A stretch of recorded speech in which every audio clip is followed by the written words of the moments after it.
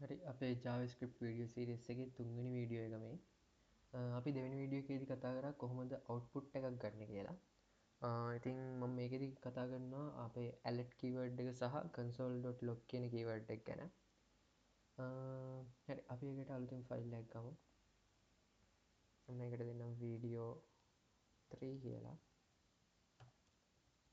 .html මේකත් මම කලින් විදිහටම internal විදිහටම අපේ JavaScript code එක code කරන්නම්.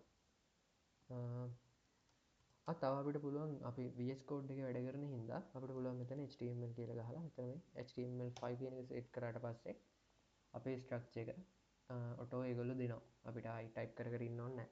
හරි. මම මෙතන දෙන්නම් video 3. ඊට පස්සේ අපි හදා ගන්නවා අපේ script tag එක. හරි. ඊට පස්සේ මම දෙන්නා alert කියන එක.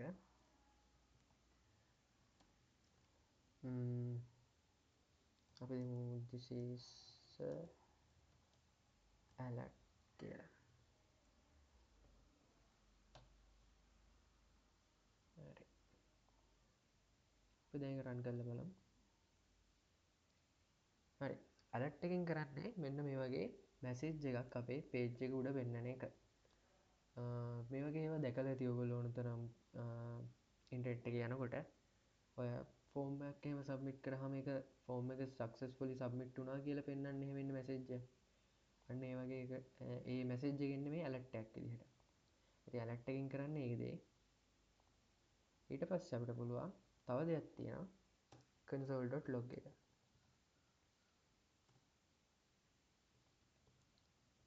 console.log එකේ මම දෙනවා මොකද දෙන්නේ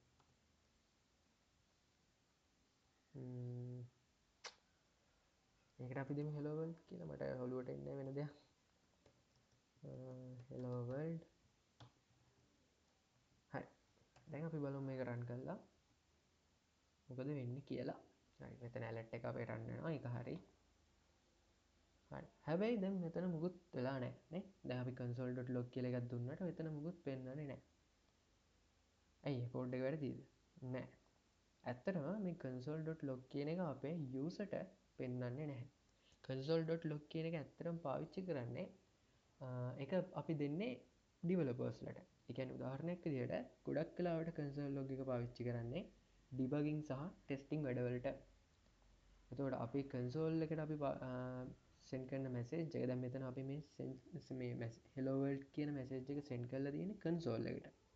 එහෙම නැතුව user ට පේන මේ web page එකට නෙවෙයි.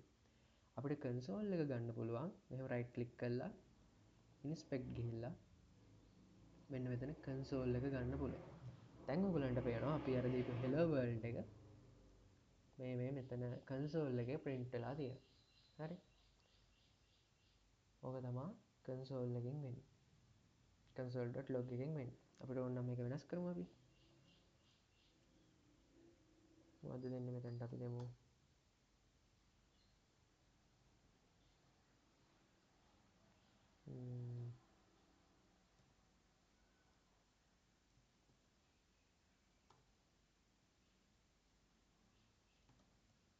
මොකද්ද දෙන්නේ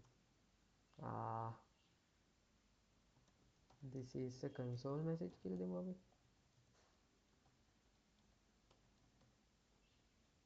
හරි. දැන් අපි refresh කරලා බලුවා මේ this is a console message කියලා පේනවා. හරි.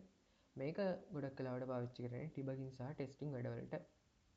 අපිට ඕන නම් මෙතනත් මේක කරන්න පුළුවන්. මම මෙතන දෙන්න console.log මම මෙතන දෙන්නම් hello. right. අපිට ඕන නම් මෙතන මේ console එක ඇතුළේ ඉඳන් අපිට code ලියන්නත් පුළුවන්. මෙහෙම document. ඔයාලට මතක ඇති අපි output එකක් දෙන්න පාවිච්චි කරපු එක. right.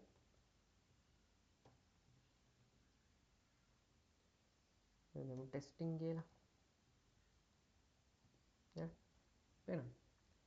අපිට මෙතනදී මේක කෝඩ් එක අපේ ඔරිජිනල් කෝඩ් එක වෙනස් කරන්න ඇතුව මේ කන්සෝල් එක ගහලා ටෙස්ට් කරන්න පුළුවන්. හැබැයි ප්‍රශ්න තියෙන්නේ මේවා මේක එකපාරක් ක්ලෝස් කරාට පස්සේ මේක නැති වෙනවා. ඒ කියන්නේ මේවා සේව් වෙන්නේ නැහැ. අපි කෝඩ් එකේ මොකක් හරි චේන්ජ් කරාම මේ චේන්ජ් එක තියෙනවනේ. හැබැයි මෙතනදී අපි කරන දේවල් එකක්වත් සේව් වෙන්නේ නැහැ. ඒක හින්දා මේක හොඳයි අර ටෙස්ට් කරන්න මොකක් හරි. එහෙම නැතුව අපිට ඒ චේන්ජස් දිගටම තියාගන්න ඕන නම් අපි ඒක කරන්න ඕනේ අපේ මේන් කෝඩ් එකේ. හරි. අපි එහෙනම් මේ වීඩියෝ එක ඉවරයි. හතරවෙනි වීඩියෝ එකෙන් හම්බෙමු.